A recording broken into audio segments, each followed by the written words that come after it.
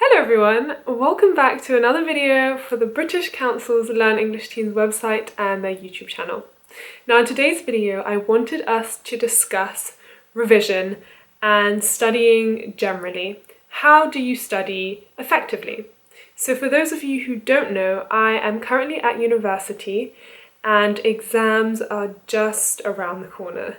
So this is something that is very, very important to me right now, and it's something I hope will be useful for all of you, no matter what level of education you're in, formal or informal.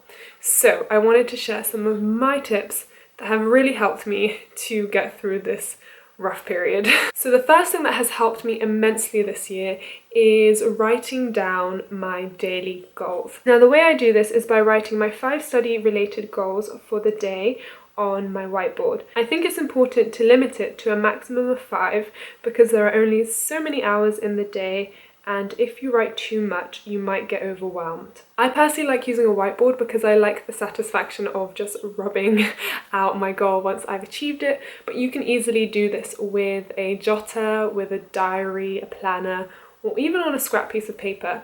I think it's important though to be able to visualize your goals so you know what you're doing and to make sure that you're on track. My second tip would be to work out whether you're more productive in the morning or in the evening or even nighttime. So for me, I am a morning person and I tend to work really well between the hours of 8 AM and 5 PM. Anytime after 5 PM, my brain kind of shuts off. So once you've figured out what period of day or night you work more productively, you want to figure out a cycle that works for you. So what I mean by cycle is how often you study and how many breaks you take within that big chunk of time. So for me, I work in 1 hour cycles, and what that usually entails is 45 to 50 minutes studying and then a 10 to 15 minute break. And I think it's important to not work continuously throughout that big chunk of time, because if you work without breaks, your brain is less likely to absorb the information that you're learning and it won't be as effective and you'll get tired a lot quicker. I actually recently went to a workshop that talked about how to deal with stress and anxiety, especially related to exams. And one of the things that we talked about in that workshop was what to do when you have a study break. Now, I'm guilty of this, that when I have my 10-minute study break, I tend to go on Facebook. But actually, it's better if you stay away from social media because your brain has just processed all this information you're studying, and then it will be trying to process even more information, more images, if you go on social media platforms. And studies actually show that it takes 20 minutes more to get back into study if you are on social media during those breaks. So why don't you go for a walk instead and get some fresh air? So that brings me on to my next tip, staying active and getting lots of fresh air. I know that when we're stressed about exam, it's pretty easy to sidetrack being active and doing sports, but it's really important. Another study that I actually recently read said that if you are active for at least an hour a day, your concentration levels increase a lot. So actually you'll be more productive because you're mentally and physically exercising yourself.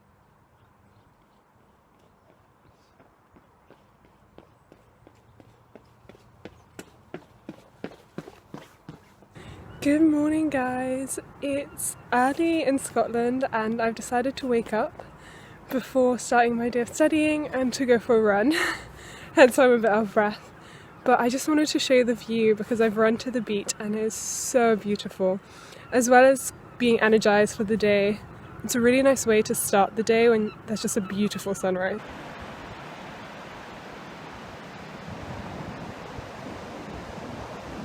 So my final tip is food, because obviously food is important, but it's especially important when you're studying. I don't think we realize how much energy we burn when we're studying because mental tasks actually take up a lot of glucose, but you don't need to worry about the science behind it. What's important to know is that you need to have foods or small snacks that help to keep your energy levels up.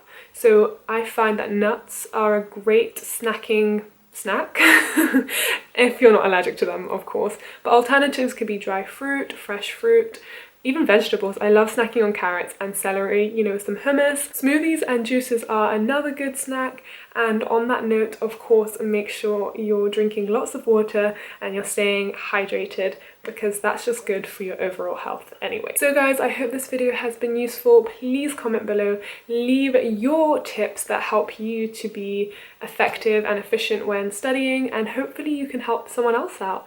I hope you're having a lovely day and good luck if you have any exams coming up, and I'll see you guys in the next one. Bye!